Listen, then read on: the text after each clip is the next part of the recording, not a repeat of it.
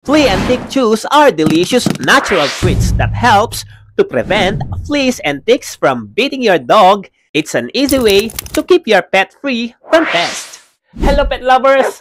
Summer na naman po kaya naglalabasan na naman ang mga pulgas at garapata. At alam nyo ba na ang mga pesting to ay maaaring magdulot ng blood infections at iba pang sakit sa ating mga fur babies. Kaya naman hanggat maaga mga kapet lovers, proteksyonan natin sila in a safe and natural way gamit itong flea and tick chews. Flea and tick chews are delicious natural treats that helps to prevent fleas and ticks from biting your dog. It's an easy way to keep your pet free from pests. Ano-ano nga ba ang mga ingredients nito? Meron lang naman itong vitamin B1, B6 at B12 na kung saan pinalalakas nito ang immune system ng ating mga fur babies. May garlic powder at brewer's yeast na kung saan ito ang mga natural na proteksyon laban sa mga ticks and fleas.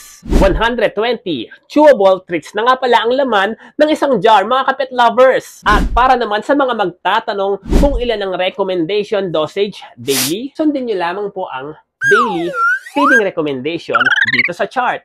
Again, protection na natin ang ating mga fur babies from tick and Lyme disease naturally.